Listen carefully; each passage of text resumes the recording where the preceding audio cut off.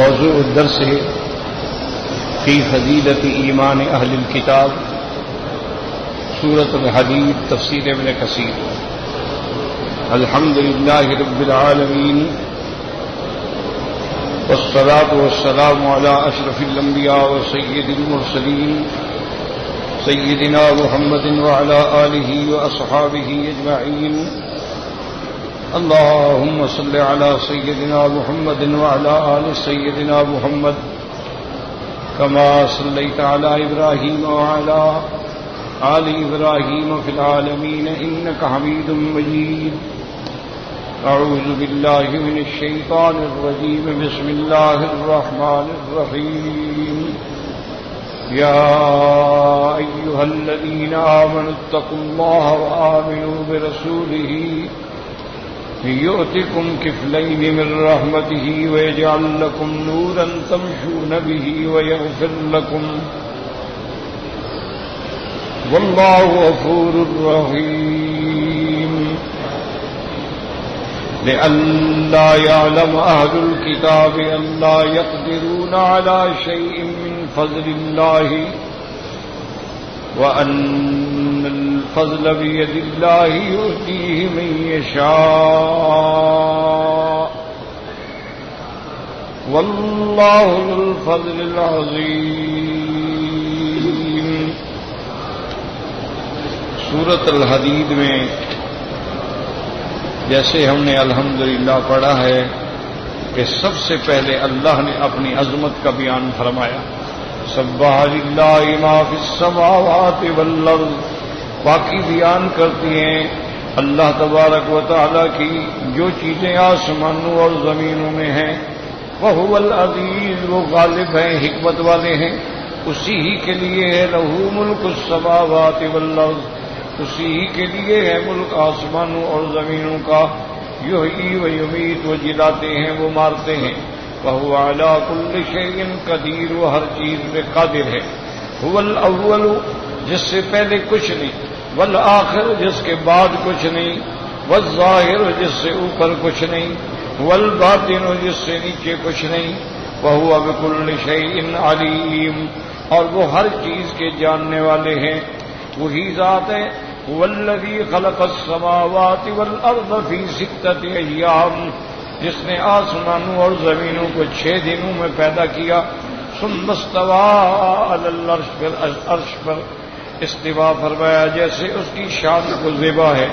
یعلم ما یلج فی الارض، وہ جانتے ہیں جو کچھ زمین میں داخل ہوتا ہے۔ وما یخرج منہا، اور جو اس سے نکلتا ہے۔ وما ینزل من السماء، جو آسمان سے اترتا ہے۔ وما یعرج فیہا، اور جو آسمان کی طرف چڑھتا ہے۔ وہو معکم اینما کنتم، وہ تمہارے ساتھ ہے تم جہاں ہو، یعنی معیت علمی کے ساتھ۔ واللہ بما تعملون بصیر، اللہ جو تم عمل کرتے ہو دیکھ رہے ہیں۔ لہو ملک السماوات والارض، اسی کے لیے ہیں آسمانوں اور زمینوں کے۔ وإلی اللہ ترجع الامور، اور اسی کی طرف لوٹ کے جانے ہیں تمام معاملات۔ پھر وہ فیصلہ فرمائیں گے۔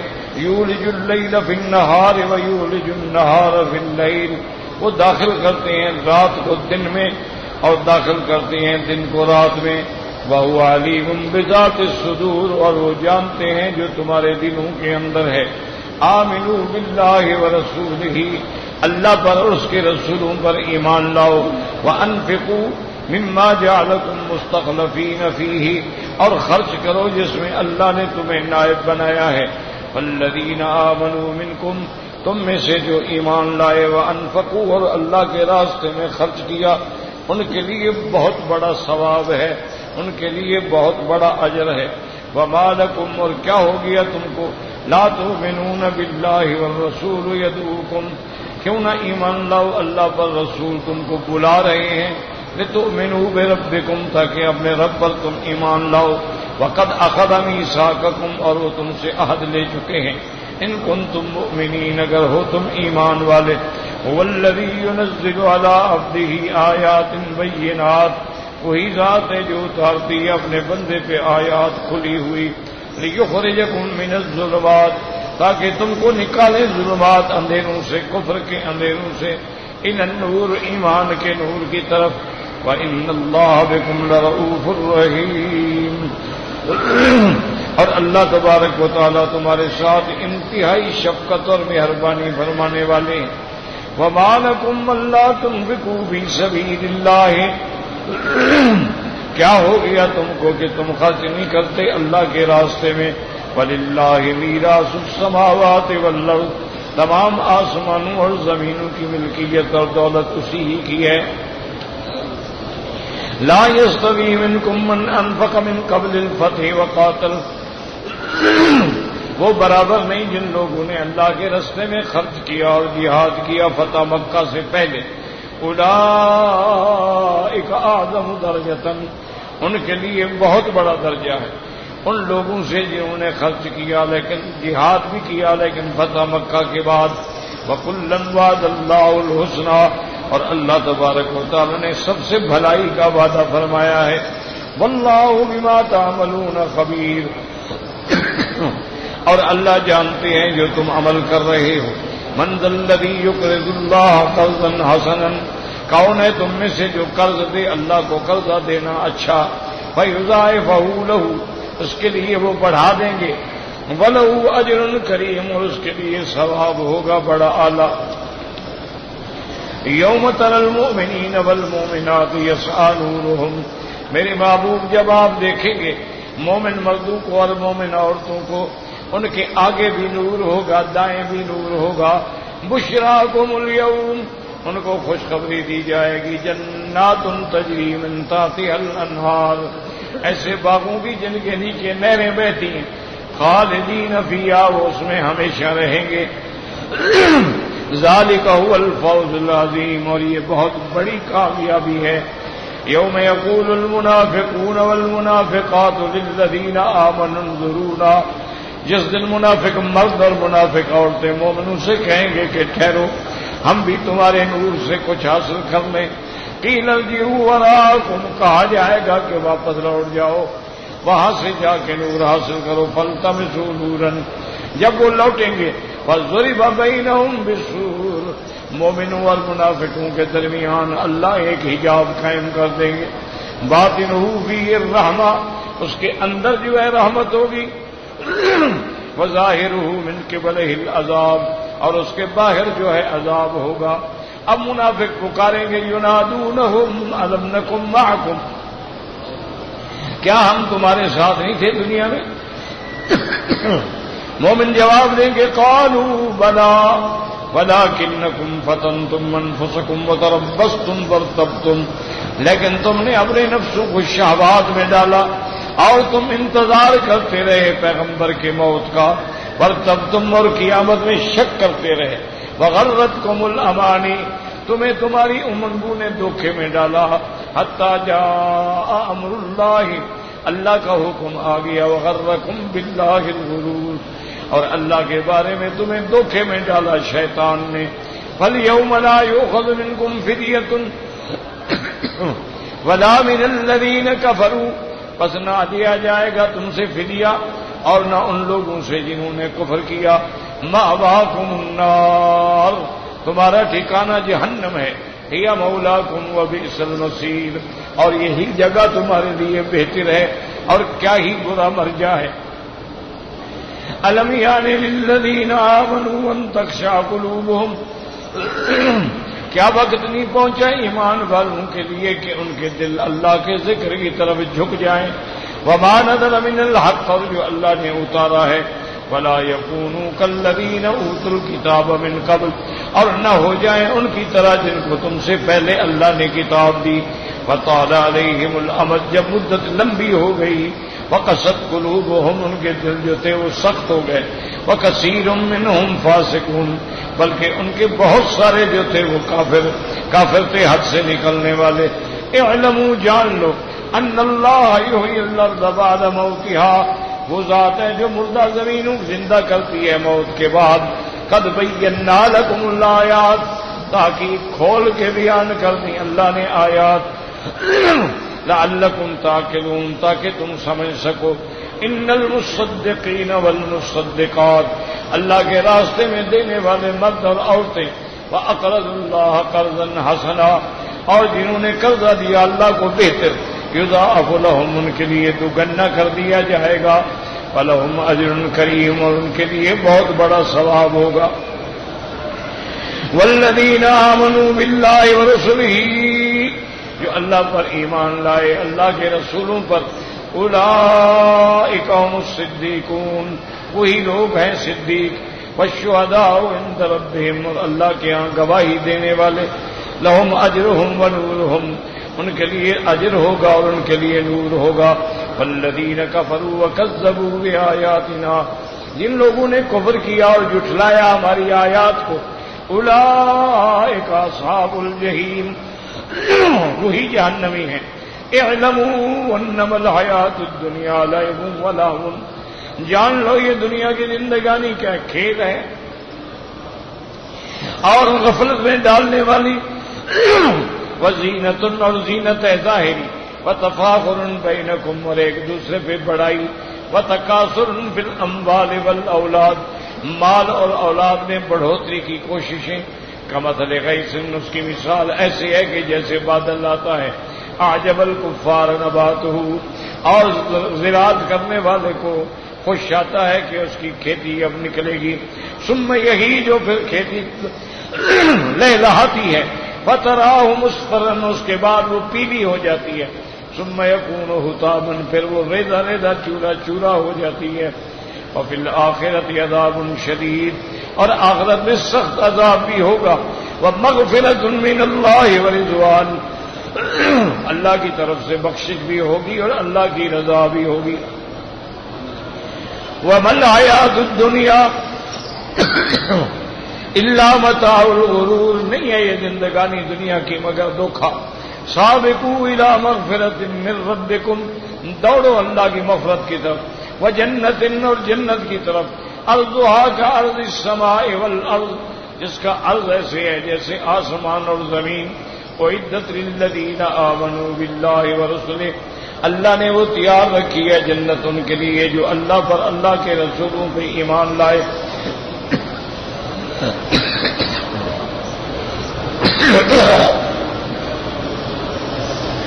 لا حول ذالک فضل اللہ یؤتیہ من یشاء، یہ اللہ کا فضل ہے جس کو چاہے دے، اور اللہ تبارک و تعالیٰ بہت ہی بڑے فضل فرمانے والے ہیں۔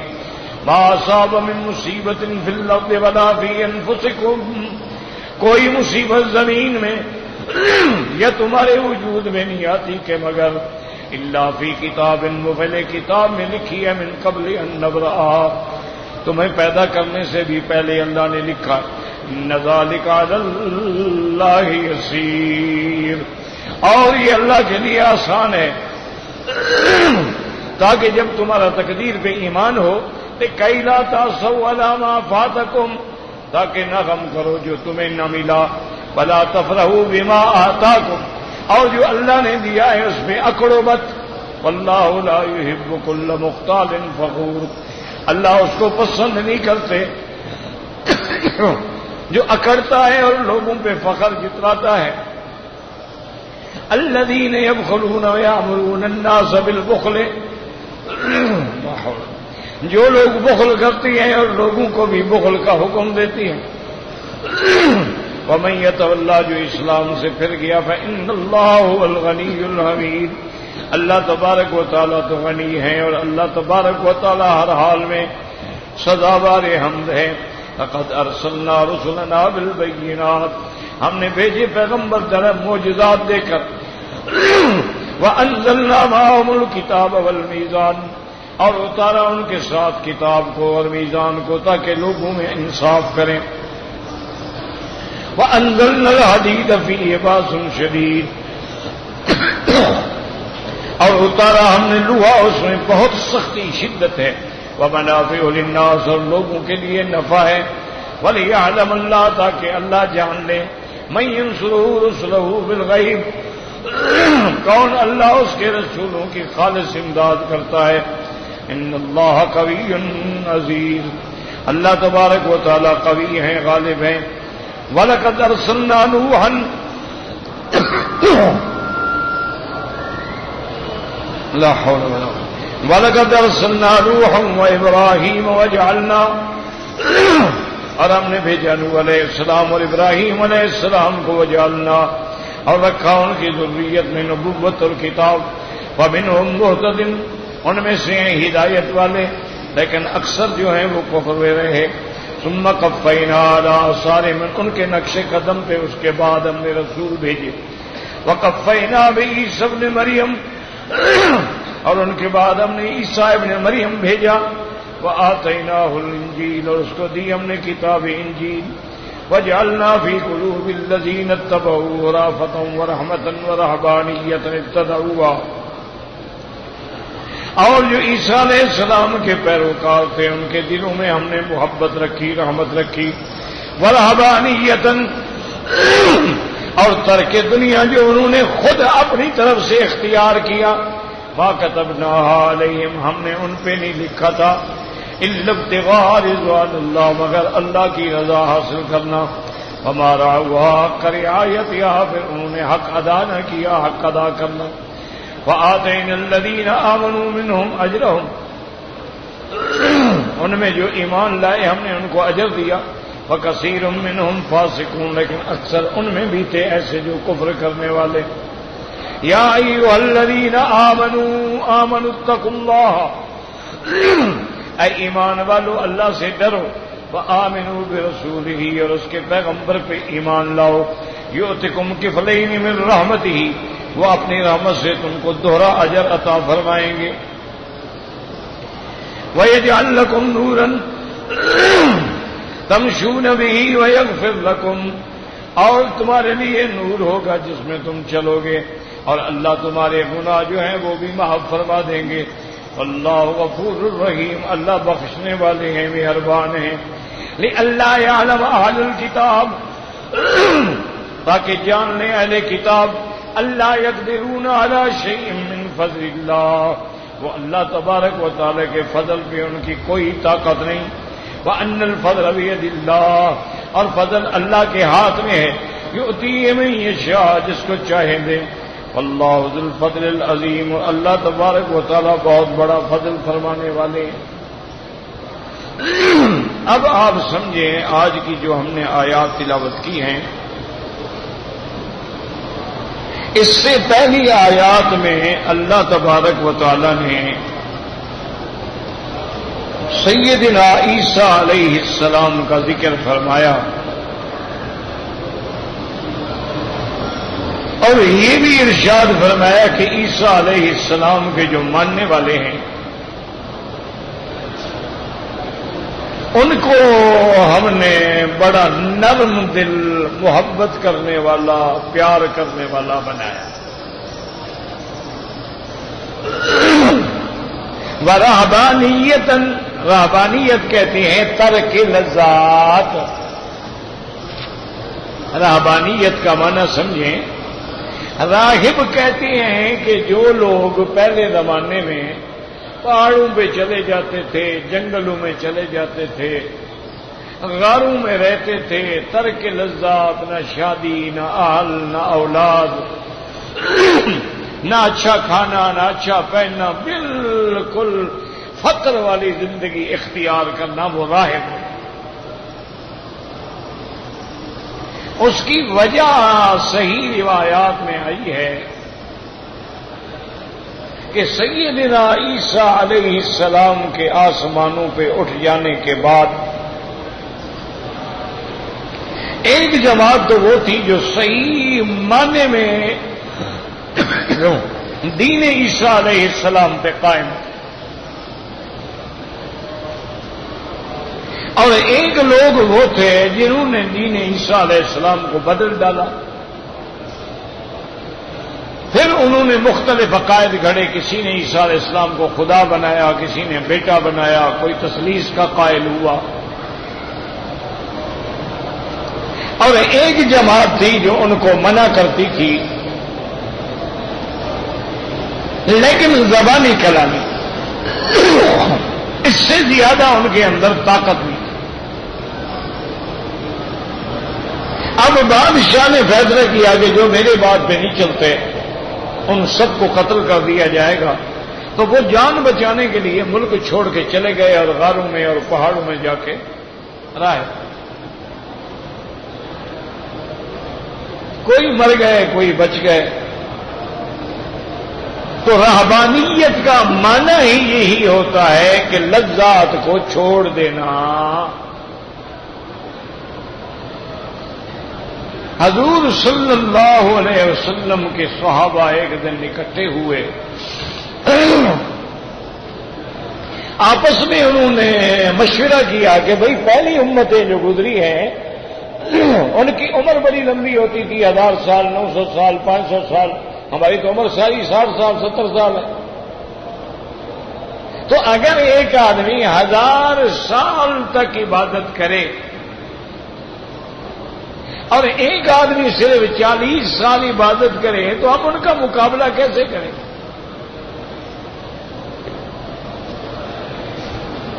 تو انہوں نے کہا کہ کیا کریں. انہوں نے سوچ کے کچھ نے کہا کہ بھئی ہم تو یہ کرتے ہیں کہ اپنے آپ کو خصی کر دیتے ہیں تاکہ ہمیں عورت کا خیال ہی نہ رہے، کبھی شادی نہیں کریں گے، نہ بچے، نہ جھنجھٹ، نہ شادی، نہ بیوی، اور سارا وقت جو ہے وہ اللہ کی عبادت میں گزارے.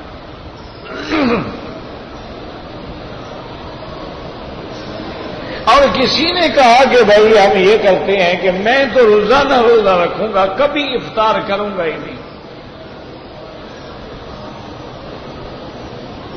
اور کسی نے کہا کہ بھئی ہم تو ساری رات بستر میں نہیں لیٹیں گے، ساری رات کھڑے ہو کے عبادت کریں گے. حضور صلی اللہ علیہ وسلم کو خبر ملی. آپ نے ان صحابہ کو بلایا اور آپ نے فرمایا تم لوگوں نے ایسا مشورہ کیا ہے؟ انہوں نے کہا یا رسول اللہ. آپ نے فرمایا ایکم مسلی، تم میں کون ہے جو میرا مقابلہ کر سکے؟ نے کہا رسول اللہ نہیں، ہم تو آپ کی مسل تو نہیں ہو سکتے، آپ تو نبی ہیں. تو حضور نے فرمایا اللہ کے بندے انا اصوم و افطر، میں روزہ بھی رکھتا ہوں، افطار بھی کرتا ہوں، میں شادی بھی کرتا ہوں اور عورتوں سے استمتاع بھی کرتا ہوں، میں اسی طرح رات کو جاگتا بھی ہوں، سوتا بھی ہوں. تو یاد رکھو میرے دین کے اندر کوئی رہبانیت نہیں ہے. دین کا معنی ہی یہ ہے کہ آدمی ہر چیز جو ہے اس کا حق ادا کرے. تیرے نفس کا بھی حق ہے، تیرے بچوں کا بھی حق ہے، تیرے ہمسائے کا بھی حق ہے، تیرے دوستوں کا بھی حق ہے. اور ہماری امت میں رہبانیت جو ہے وہ اللہ کے راستے میں جہاد. حضور صلی اللہ علیہ وسلم نے ان کو رہبانیت سے منع کر کہ اسلام رہبانیت کا قائل ہی نہیں ہے کہ جی اچھے کپڑے نہیں پہنیں گے. کیوں نہیں پہنو گے؟ ایک صحابی کو حضور نے دیکھا، بڑے خستہ حال تھے. آپ نے فرمایا علیہ سند کمال، کیا تم غریب ہو، تمہارے پاس کوئی پیسہ ویسا نہیں ہے؟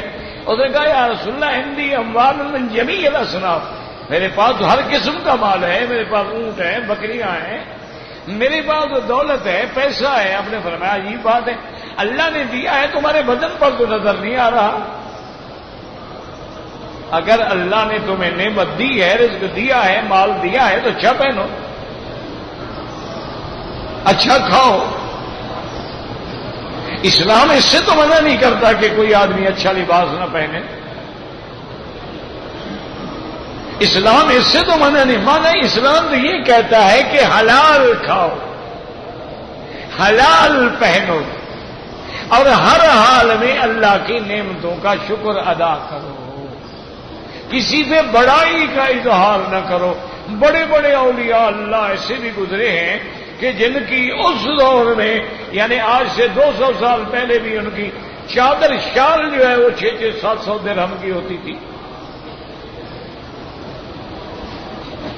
تو اسلام ان چیزوں کا حکم نہیں دیتا.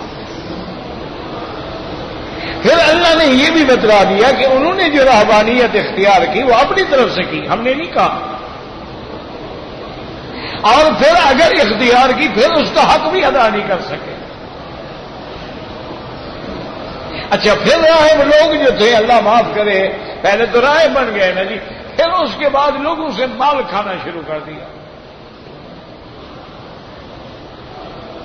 ان کثیرا من الاحبار والرہبان لیأکلون اموال الناس بالباطل. پھر لوگوں کو دھوکہ دینا، لوگوں کو غلط غلط خبریں بتانا، مال بٹورنا شروع کر دیا. تو اللہ نے فرمایا کہ ہم نے تو ان کو یہ نہیں کہا تھا، انہوں نے اختیار بھی کیا لیکن حق ادا نہیں کر سکے. لیکن ہمارا فیصلہ یہ ہے کہ جو ایمان لائے ان میں سے ان کے لیے اللہ تبارک و تعالیٰ نے اجر رکھا ہے، لیکن ان کے اکثر جو تھے وہ بھی ایمان نہ لے آئے. اب آگے یاد رکھیں جو آج کے سبق میں ہم نے پڑھا ہے، یا ایھا الذین آمنوا اتقوا اللہ. اللہ فرماتے ہیں ایمان والو اللہ سے ڈرو، وآمنوا برسولہ اور اس کے رسول پہ ایمان لاؤ. یؤتکم کفلین من رحمتہ، اللہ تم کو دوہرا اجر عطا فرمائیں گے. وَيَجْعَلْ لَكُمْ نُورًا اور تمہارے لیے اللہ ایسا نور عطا فرمائیں گے جس کی روشنی میں تم چلو گے. وَيَغْفِرْ لَكُمْ اور تمہارے گناہ معاف فرما دیں گے، اور اللہ بخشنے والے بہت ہی مہربان ہیں. اب یاد رکھو کہ ایمان والوں اس سے کون مراد ہے؟ قرآن خود یہ بتلا رہا ہے کہ اس سے مراد جو ہے اہل کتاب ہیں. اللہ مخاطب ہے کہ اے ایمان والوں، موسیٰ پر ایمان لانے والوں، عیسیٰ پہ ایمان لانے والوں، اتقوا اللہ، اللہ کا عظمت، اللہ کا ڈر دلوں میں پیدا کرو، اور اب میرے نبی محمد مصطفیٰ پر بھی ایمان لاؤ. کیونکہ یہ قاعدہ ہے، یاد رکھو کہ حضور کی نبوت کے آنے کے بعد، اللہ کے قرآن آنے کے بعد تمام شرائع ختم ہو گئیں. اب جو بندہ حضور پہ ایمان نہیں لائے گا وہ کافر اور جہنمی ہے. وہ کہے کہ جی ہم تو اہل کتاب ہیں، ہم موسیٰ علیہ السلام کو مانتے ہیں، تورات مانتے ہیں، اللہ کو مانتے ہیں، آخرت کو مانتے ہیں، تو وہ مومن نہیں ہوگا جب تک ایمان نہ لائے محمد مصطفیٰ پر صلی اللہ علیہ وسلم. اب اللہ نے ان سے جو انعام کا وعدہ کیا ہے، یاد رکھو وہ کیا ہے. فرمایا اگر تم میرے مدنی پہ ایمان لاؤ گے ہم تمہیں دوگنا اجر دیں گے، ایک اپنے نبی پر ایمان لانے کا اور ایک حضرت محمد مصطفیٰ پر ایمان لانے کا. اسی طرح ایک صحیح حدیث مبارک ہے جس میں میرے آقا نے محبوب دو عالم نے فرمایا کہ ثلاثۃ یؤتون اجورہم مرتین، تین آدمی ہیں جن کو اللہ دوہرا اجر دیں گے.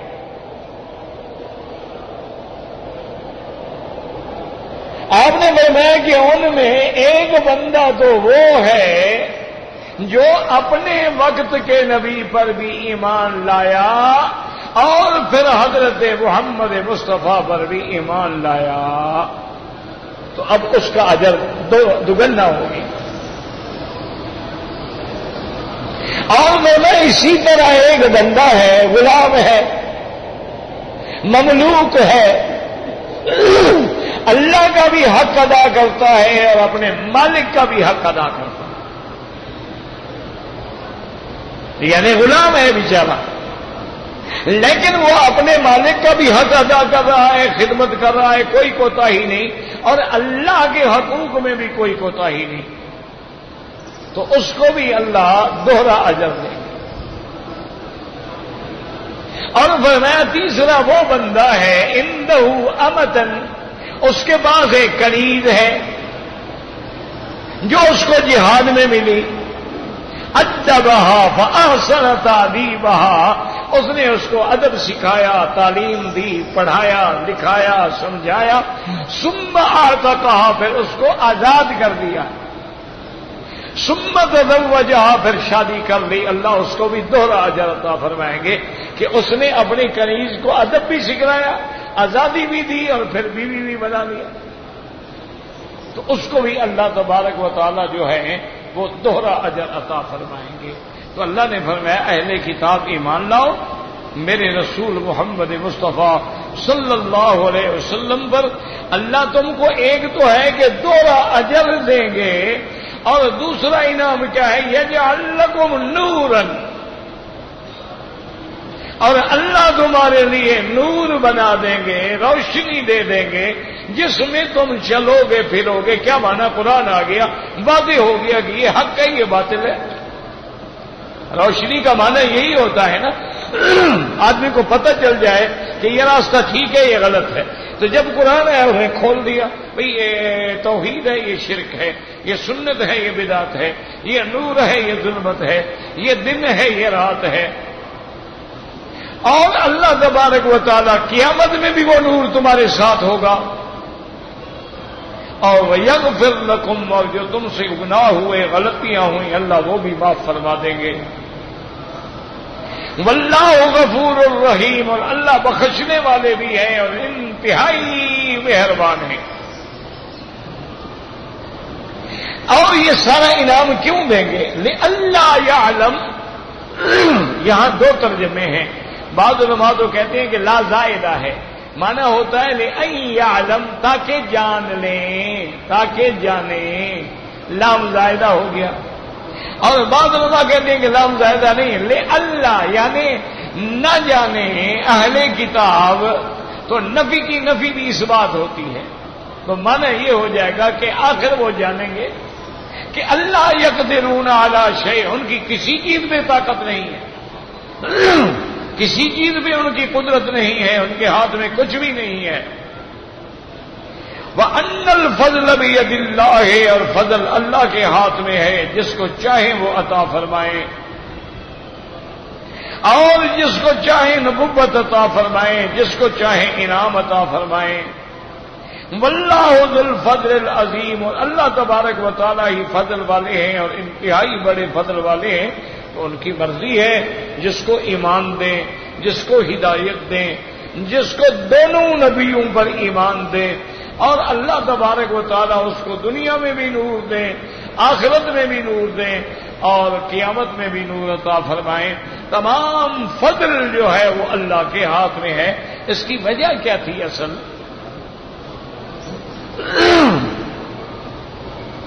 وجہ یہ تھی کہ اہل کتاب یہ کہتے تھے کہ بھئی تمام نبی تو آتے رہے ولد اسحاق میں، حضرت اسحاق کی اولاد میں نبی آئے ہیں، اب اللہ نے نبوت منتقل کر دی ہے حضرت اسماعیل کی اولاد میں، ہم کیوں ایمان لے آئے؟ صلی اللہ علیہ وسلم فضل میرے ہاتھ میں تمہارے ہاتھ میں، اللہ جس کو چاہے نبوت دے۔ اللہ تبارک و تعالی نے ولد اسحاق میں ہزاروں نبی پیدا کیے، لیکن ولد اسماعیل میں ایک نبی بھیجا جو خاتم الانبیاء ہے، جو امام الانبیاء ہے، جو سید الاولین والآخرین ہے۔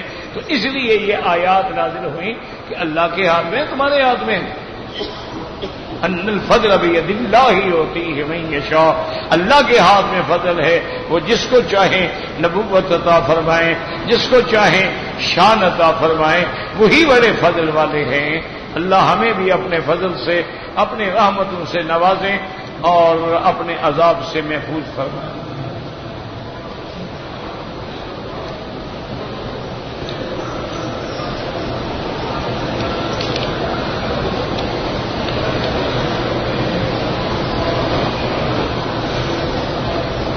کہتے ہیں جی کہ مجھے کینسر کی تکلیف ہے جس کا کوئی علاج نہیں۔ ایک بات یاد رکھو، یہ کہنا جو ہے نا کہ اس بیماری کا کوئی علاج نہیں ہے، یہ غلط بات ہے۔ آقا نامدار نے فرمایا کہ ما انزل اللہ داء، اللہ نے کوئی بیماری نہیں بھیجی مگر اس کا دوا بھی بھیجا ہے۔ یہ الگ بات ہے کہ ہمارا علم ابھی تک نہیں پہنچا وہاں، ہم ابھی تک وہ دوائی نہیں ڈھونڈ سکے، لیکن یہ مانا نہیں کہ اس کا علاج ہی کوئی نہیں دنیا میں۔ باقی جہاں تک قرآن کی آیات کو پڑھ کے پانی میں دم کریں بالکل جائز ہے، پانی پہ دم کریں، ہاتھوں پہ دم کریں، سارے بدن پہ پھیر دیں، پانی پہ دم کر کے پیتے رہیں، بالکل کوئی منع نہیں۔ بعض علماء نے، بعض بزرگوں نے اپنے تجارب کی بنا پہ لکھا ہے کہ قرآن کی ایک آیت ہے لیس لہا من دون اللہ کاشفہ، یہ قرآن میں آیت ہے۔ انہوں نے لکھا ہے کہ اس آیت مبارک کو اول آخر درود شریف پڑھیں اور 1001 دفعہ پڑھ کے پانی پہ بھی دم کر دیں، جو دوائیں ہیں ان پہ بھی دم کر دیں، کوئی چیز لگاتے ہیں اس پہ بھی دم کر دیں اور اس کو استعمال کرتے رہیں تو اللہ کی رحمت سے کینسر وینسر جو ہیں وہ بھی اڑ جاتے ہیں۔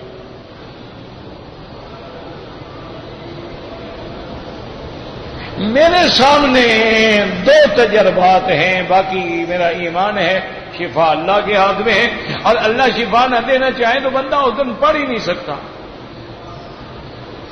اور پھر پڑھنے ہی نہیں دیتے۔ ایک تو میرے اپنے دوست تھے، ان کی بیوی کو اللہ رحمت کرے اندر یوٹرس میں ٹیومر تھا اور کینسر تھا۔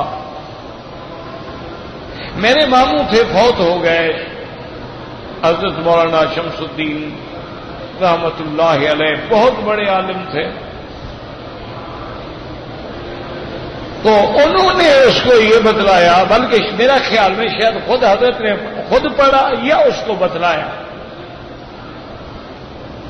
اس نے پڑھا اور اس کا استعمال کیا۔ تو حج پڑھ کے جب واپس گئے انہوں نے میڈیکل چیک اپ کرایا، انہوں نے کہا تجھے تو کینسر ہے ہی نہیں۔ ایک تو میرے سامنے یہ تجربہ ہے۔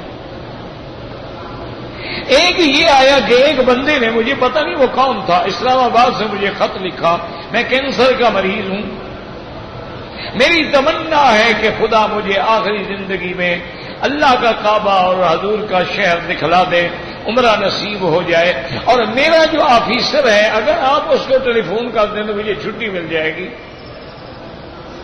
یہ اس کا ٹیلی فون نمبر ہے۔ اب میں نے کہا نہ میں افسر کو جانتا ہوں نہ ان کو جانتا ہوں، لیکن جب ایک آدمی کی تمنا ہے تو کیا ٹیلی فون ہی جائے کہ ہوگا نا۔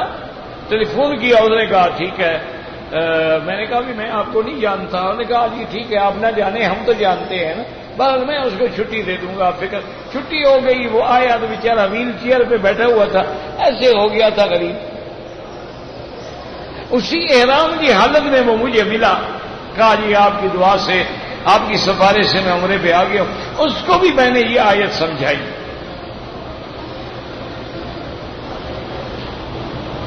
انہوں نے کہا جی ٹھیک ہے۔ وہ جناب اس کے بعد مجھے نہیں ملا، 15-20 دن کے یا پتہ نہیں مہینے کے بعد مجھے نظر آیا، اس کا 1 مہینے کا ویزا تھا، وہ نظر آیا ماشاءاللہ تو چل رہا تھا۔ میں نے کہا بھی تم کون؟ وہی؟ انہوں نے کہا جی بالکل میں وہی ہوں۔ انہوں نے کہا جناب میرا تو 5 کلو وزن بھی بڑھ گیا ہے اور میں اب پیدل طواف کر رہا ہوں۔ واپس جا کے اس نے جناب سارا میڈیکل چیک اپ کرایا، انہوں نے کہا تجھے کینسر ہے ہی نہیں، کہیں پہلی رپورٹیں غلط ہیں، کسی نے غلط نتیجہ دے دیا تھا۔ تو بہرحال یہ ایک تجربہ ہے، نہ حکم ہے نہ حدیث ہے، لیکن یہ ہمارا ایمان ہے کہ قرآن جو ہے وہ شفا ہے، اور سرکار دو عالم کے صحابہ فاتحہ پڑھے اور بیماریاں اور زہر ختم ہو جاتی تھی۔ تو بہرحال آپ بھی تجربہ کریں اور اللہ تبارک و تعالیٰ قادر ہے، لیکن یقین ہو، بس بڑی بات یہ ہے کہ یقین ہو۔ اگر آدمی دل میں بھی یقین ہو تو کوئی وظیفہ پیدا نہیں دیتا۔ کہتے جی کہ آدمی 4 سے زیادہ شادیاں کر سکتا ہے، ہاں شیعہ ہو تو 9 بھی کر سکتا ہے۔ پہلے تو شیعہ بنو، ایمان سے نکلو، پھر شادیاں کرتے رہو، کیونکہ انہوں نے اللہ کے قرآن کو بدلا ہے۔ وہ کہتے ہیں مثنا و ثلاثہ و رباع، 2 3 5 اور 5 4 9، وہ کہتے ہیں قرآن میں تو 9 ہیں۔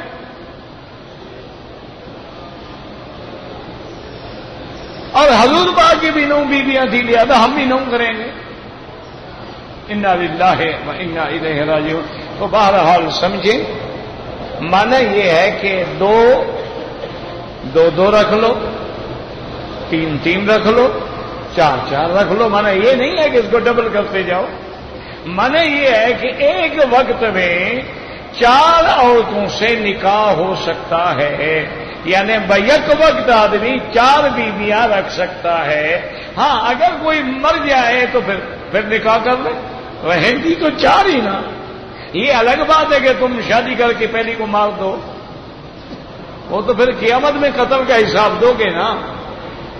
بہرحال 4 شادیاں کر سکتا ہے شریعت میں۔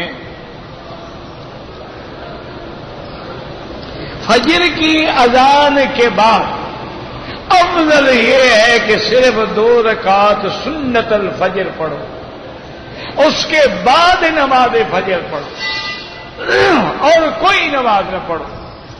لیکن کسی نے طواف کیا ہے، 2 رکعتیں ہیں، وہ پہلے پڑھ لے پھر 2 رکعت سنت پڑھ لے، کوئی بات نہیں۔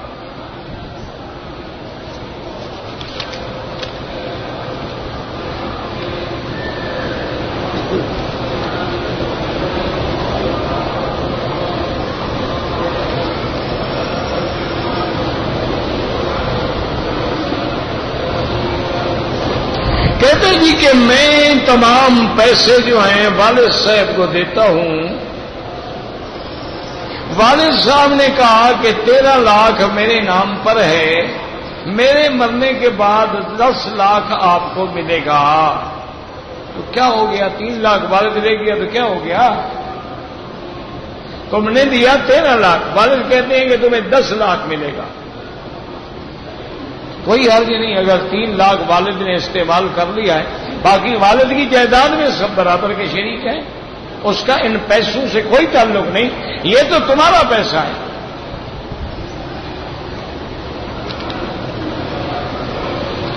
صفا مروا دوڑتے ہوئے صفا پر بھی دعا مانگنا سنت ہے اور مروا پر بھی ہے، اور دونوں مقامات جو ہیں دعائیں قبول ہوتی ہیں۔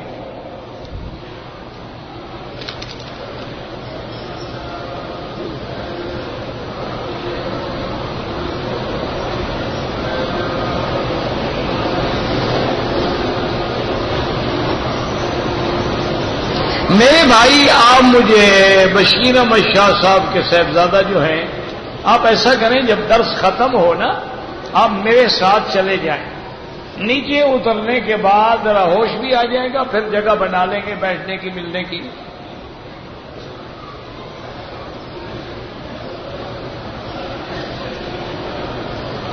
جب ہم مسلمان بھائی کو سلام کہیں تو السلام علیکم،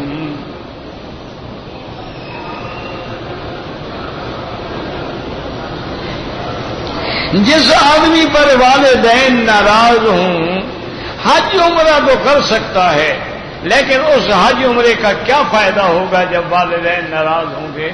والدین کو راضی کرو اور اپنے حج عمرے کے بجائے والدین کو حج عمرہ کرا دو تاکہ وہ راضی ہو جائے۔ ان کی رضا جو ہے وہ تو مقدم ہے۔ ایک آدمی جہاد کے لیے آتا ہے، حضور نے فرمایا حل من ابواک حی، تمہارے والدین زندہ ہیں؟ اور نے کہا، فرمایا جاہد فی ابواک، جاؤ اپنے ماں باپ کی خدمت کرو۔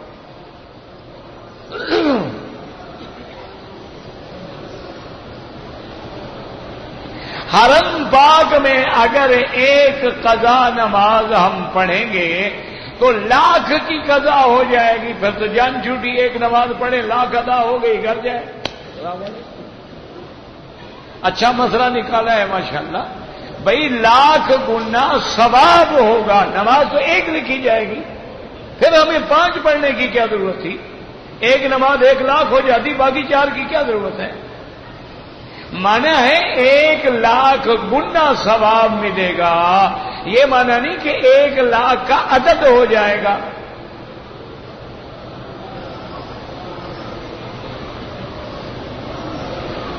میرے اوپر دم ہے لیکن پیسے نہیں ہیں، کوئی بات نہیں، 10 روزے رکھ لیں.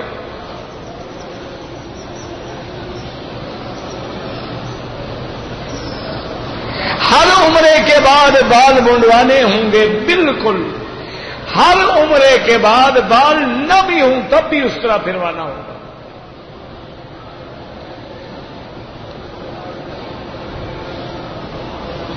حضرت مولانا عمر قریشی صاحب بیمار ہیں، اللہ شفا عطا فرمائے. ہمارے تو برخوردار ہیں، بڑے عالم ہیں ماشاءاللہ، اور بڑے خدمات ہیں ان کے. عصر کی نماز کے بعد امام ابو حنیفہ رحمۃ اللہ علیہ کے نزدیک کوئی نماز نہیں ہے جب تک کہ سورج نہ ڈوب جائے. وہ حدیث مبارک ہے جو سیاہ میں ہے کہ لا صلاۃ بعد العصر حتی تغرب الشمس. باقی ائمہ حرم میں اجازت دیتے ہیں، باہر وہ بھی نہیں دیتے. یاد رکھو، وہ کہتے ہیں حرم کے لیے گنجائش ہے.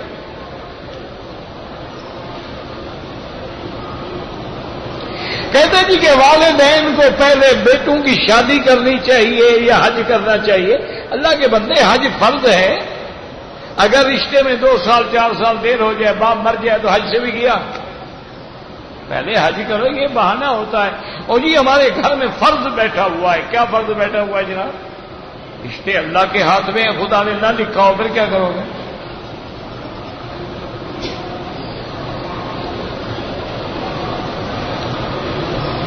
مجھے کراچی سے ریاض آیا، اس کے بعد جدے میں آ کے میں نے احرام باندھا، بالکل دم پڑ گئی. آپ کو ریاض سے باندھنا چاہیے تھا.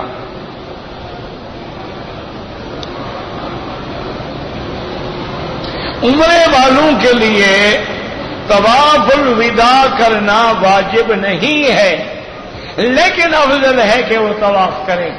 کیوں؟ خدا جانے زندگی ہے، موت ہے، پھر نصیب ہوگا کہ نہیں ہوگا.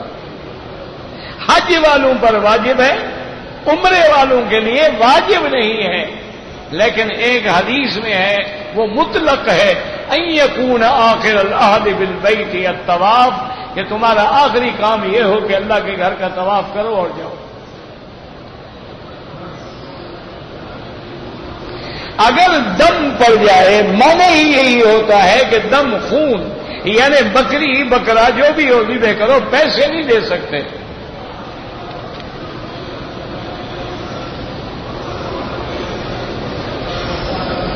کہتے ہیں کہ اگر ایک درخت ہے جو پھل نہیں دے سکتا، اس کے ساتھ پھل دینے والا درخت جو ہے وہ اگر ہم قلم کر لیں جائز ہے، لیکن بندے کو نہ قلم کرنا کہ خامد کا حمل نہیں ہوتا تو میں قلم لگا لوں.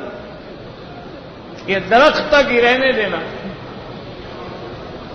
کہ مولوی مکی نے کہا تھا کہ یہ پھل جو نہیں دے رہا دوسری قلم لگا دو. مجھے پتا ہے نا اس نے کیوں لکھا ہے. یہ اتنا تجربہ تو ہو جاتا ہے نا پڑھتے پڑھتے.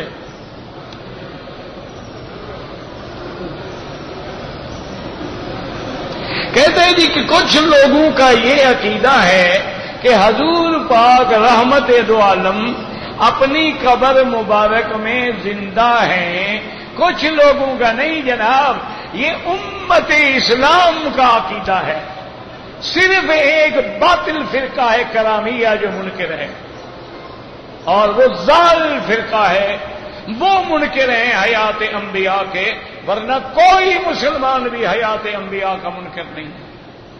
اللہ کے انبیاء حیات ہیں، اپنے قبروں میں زندہ ہیں، اور اللہ نے مٹی پر انبیاء کے جثے کو حرام کر دیا ہے. ان اللہ حرم اجساد الانبیاء علی الارض، کہ وہ زمین کی مٹی انبیاء کے بدن کو چھیڑ ہی نہیں سکتی.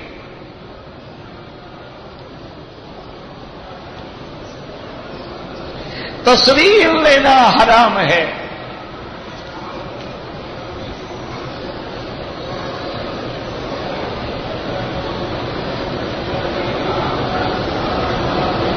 اگر عمرہ بھی کیا ہے، طواف بھی کیا ہے، صفا مروہ بھی کیا ہے، لیکن حلق نہیں کیا، نل کی پیشاب بھی لگی ہوئی تھی، تکلیف تھی، اب کرا لیں بس۔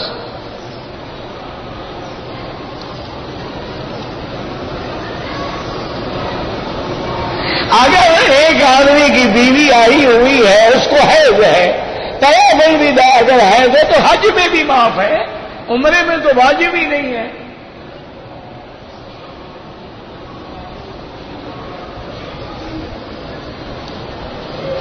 میں نے عمرہ کیا، طواف تو کر لیا، صفا مروہ نہیں توڑا، بال کٹوا دیے، ایک بکری دم پڑ گئی، پتہ نہیں تھا، 1400 سال گزر گئے، ابھی تمہیں پتہ نہیں ہے۔ جب عمرے پہ آ رہے ہو تو یہاں کوئی شاپنگ کے لیے آ رہے تھے، پہلے وہاں سیکھتے کہ عمرہ کیا ہے، پھر آتے۔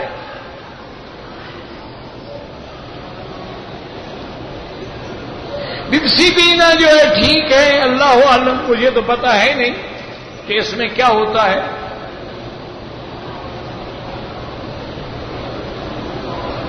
اگر 5 لاکھ روپے میں بینک میں رکھ دوں، اس پہ جو نفع ملے وہ نفع کہاں ہے؟ وہ تو سود ہے۔ ہاں جو اسلامی بینک ہیں ان کو 5 لاکھ روپیہ دے دیں، وہ تمہارے پیسے کو کسی کام میں ڈال دیں گے، نفع آئے گا نفع دیں گے، گھاٹا آئے گا تم سے گھاٹا لیں گے۔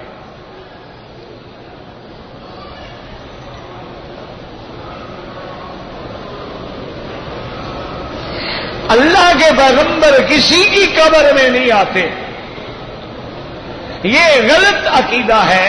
قبر میں سوال ہوتا ہے کہ ما تقول فی حق ھذا الرجل الذی بعث فیکم، اس کے بارے میں کیا کہتے ہو جو تم نے نبی بنا کے بھیجا گیا۔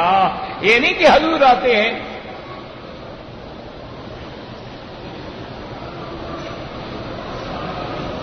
عورت نے احرام کھول دیا، بال نہیں کاٹے تو احرام کیا کھولا؟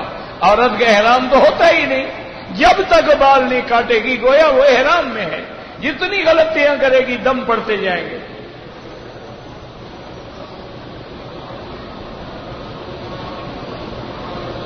میقات سے احرام باندھا پھر جھولے میں ڈالا، بھائی عورت کا کوئی احرام نہیں ہوتا، جو کپڑے پہنے ہوئے ہیں اسی میں نیت ہوتی ہے بس۔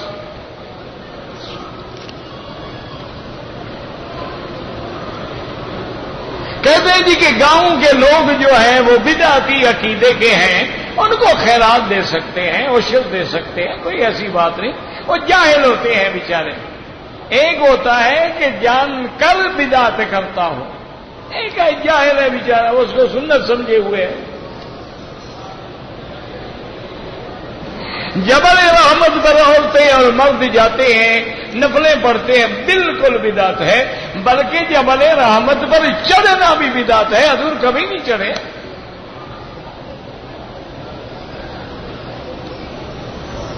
طواف کے دوران میں اگر کوئی آدمی پانی پی لے یا کوئی کھانا کھا لے، اگر مجبوری ہے، جیسے رمضان میں لوگ افطار کر لیتے ہیں، کھجور کھا لی، پانی پی لیا، ورنہ یہ کھانے پینے کی جگہ نہیں، یہ عبادت کی جگہ ہے۔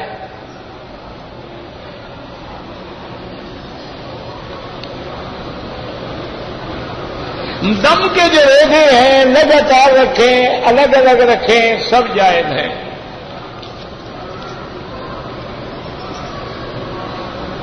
کہتے ہیں جی کہ میرے دوست نے اپنے بیٹے کا نام قرآن رکھا ہے، بالکل غلط ہے۔ اصل میں ایک ہمارے ہاں وبا ہو گئی ہے کہ کوئی نیا نام رکھو۔ آج سے کافی عرصہ پہلے کی بات ہے، ایک آدمی آیا، میرا جاننے والا، ملنے والا، کہنے لگا جی میرا بچہ پیدا ہوا ہے، مکی صاحب ایسا نام بتائیں کہ کسی کا نہ ہو دنیا میں۔ اور میں نے کہا چھوڑو یار کوئی نام رکھ لو، کہتے نہیں۔ میں نے کہا پھر ابلیس رکھ لو، کہتے میں نے کہا اگر کسی کا نام ابلیس ہو تو پھر مجھے گلا دینا، یہ نام دنیا میں کسی کا نہیں ہوگا، تمہارے بیٹے کا ہی ہوگا۔ قرآن نام رکھنا بالکل غلط ہے۔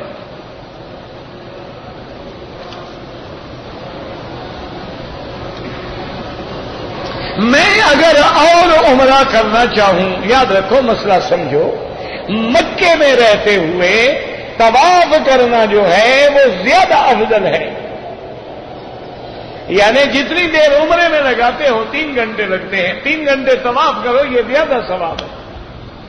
لیکن اگر کوئی عمرہ کرنا چاہے مسجد عائشہ سے کرے، جعرانہ سے کرے، عرفات سے کرے، وہ جا کے جدے سے احرام باندھ کے آ جائے، 12 سے احرام باندھ کے آ جائے، حد حرم کے باہر سے عمرہ کر سکتا ہے. نفلی عبادت ہے، وہ جتنا کرے کوئی منع نہیں.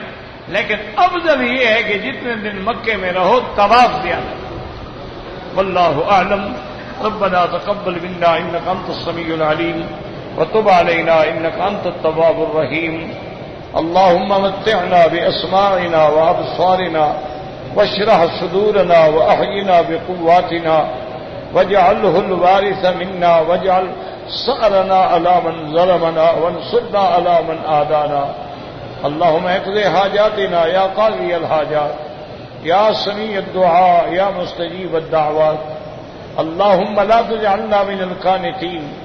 اللهم لا تردنا عن بابك خائبين. اللهم فرج هم المهمومين، نفس كرب المكروبين، وقض الدين عن المدينين، واشفنا واشف مرضانا ومرضى المسلمين. اللهم احفظ سائر بلاد المسلمين وهذا البلد الأمين واجعلها آمنا مطمئنا سخاء رخاء إلى يوم الدين برحمتك يا أرحم الراحمين. وصلى الله تعالى على خير خلقه سيدنا محمد وعلى آله وأصحابه أجمعين.